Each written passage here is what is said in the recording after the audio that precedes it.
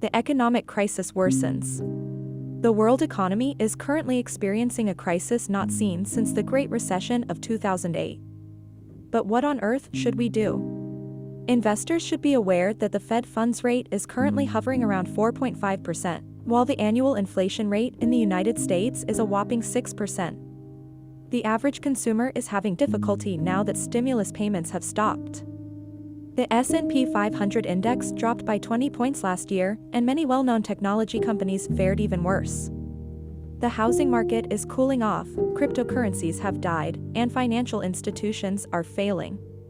Stagflation has people all over the world worried about a prolonged economic downturn. Welcome to Financial Fortune. Don't forget to subscribe to the channel and hit the thumbs up button. Just realize that macroeconomics is important from a macro perspective. The people who run the country or the people who run the global economy do take important decisions. It's not a bad thing that newspapers cover it, because decisions on, say, interest rates, or a country like the UK leaving the European Union, or the World Trade Organization, or 1,000 different issues really do affect how the world economy develops. But we're operating on the scale of our own personal savings, or the savings of us and our investors, and we're operating on at a completely different scale, where it kind of doesn't matter for us. All we're trying to do is we're trying to own a piece of the productive economy. And maybe another way of looking at it is, if you're a mouse or if you're an ant walking around amongst elephants, you absolutely care where the elephants are, and you care where they step and all of those things.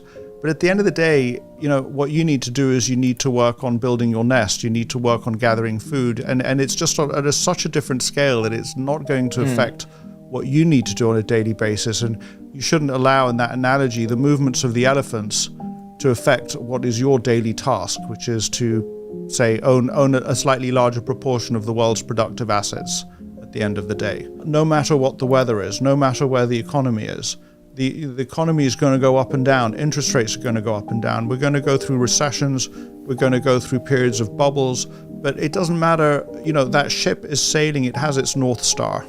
And so that's, and so it's not so much about is now a good time to invest, is how do I become a better version, or how do I become a person who is on a daily basis more capable of investing?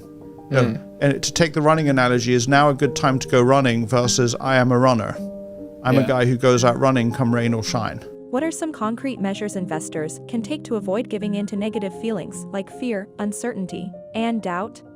I think it's a whole bunch of little steps, and the stories that get written all the little steps are kind of boring. So we don't read about them in stories, because stories are written in a way to grab our attention, because otherwise they won't get read or they won't get seen or watched. But reality, God is in the details. So I think that there are 1,000 different steps that one can take to build that environment.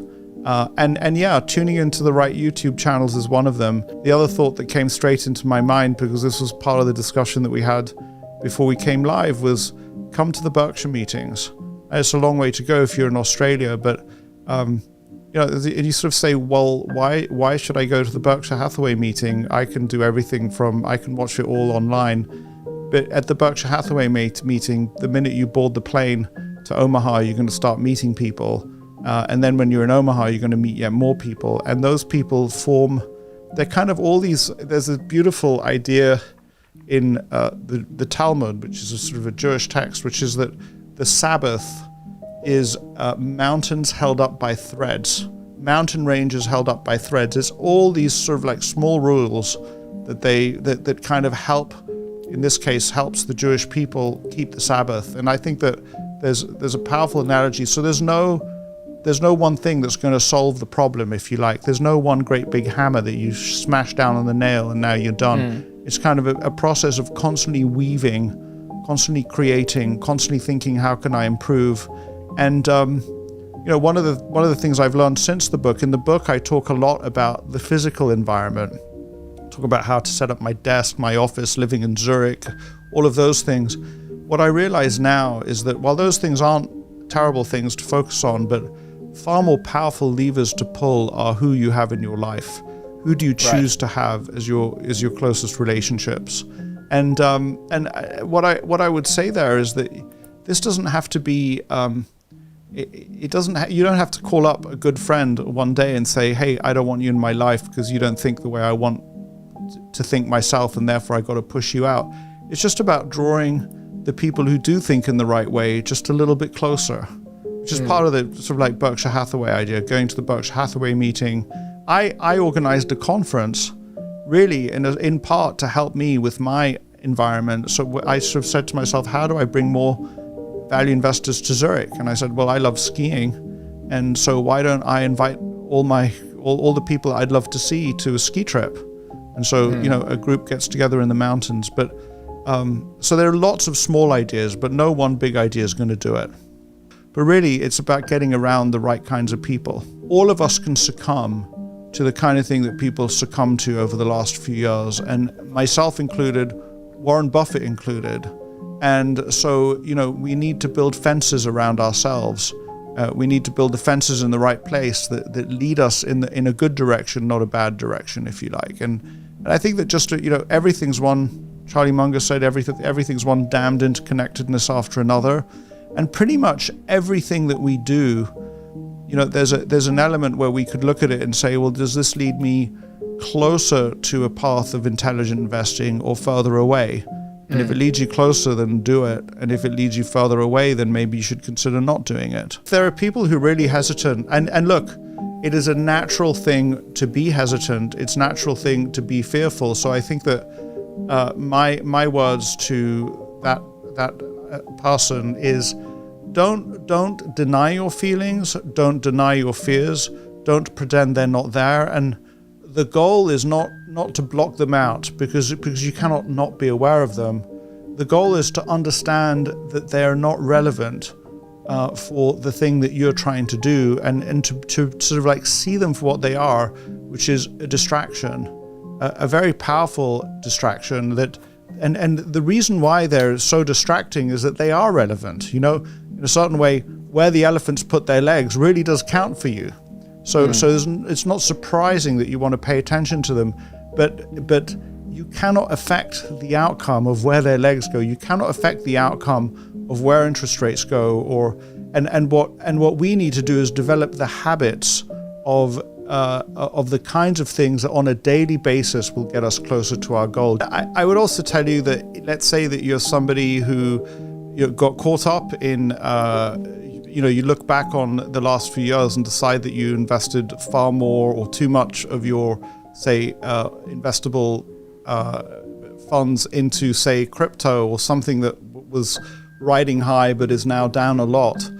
What you don't want to do is you don't want to compound those mistakes, and so if you try something once, which is a good thing if you do it 100 times, but you only try it once and then you stop, then even if the first time it didn't work out, it would be a terrible thing to stop after just one try.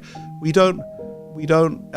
If we're watching our children learn to walk, we don't watch them fall over once and then say, give that a break. And so, or just to give another analogy, if we think of exercise, what I've learned, or I'm still learning, is that the key to becoming fit is not so much about trying hard on your first workout or even your 10th workout. It's turning yourself into somebody who regularly works out. So in a certain way, investing is the same way. This is not about taking the plunge. This is not about what happened last year. It's about becoming a person who's an investor. And if we just go to Warren Buffett, whom you mentioned, every month, every year, Berkshire Hathaway is buying pieces of America, is buying shares. Every month there's share purchases taking place. So we should become more like that. The world is full of so many different kinds of people. And I think that it comes down to the individual of knowing yourself and knowing who am I and what kind of relationship do I want to the world of business and investing, I guess. And I think that, all options are valid. Well, all sensible options are valid. Taking your money to a casino or to the equivalent of a casino is not a great way to preserve your wealth. But to say, and you know, the great thing about investing in public securities is that you can decide. You don't have to do one or the other. So I don't think that there's anything wrong with somebody saying, look, I know that the index is going to work pretty well, but I do want to spend some time doing some of it on my own. So I'm going to do 1/3 the index, and I'm going to pick an index, and I'm going to do 1/3 individual stock picks, and I'm going to do 1/3 cash because that's going to make me feel safe.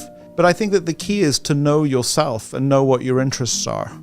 And if your interests are somewhere else, then that's totally fine. Do an index, you know. If you liked the video, please click the like button.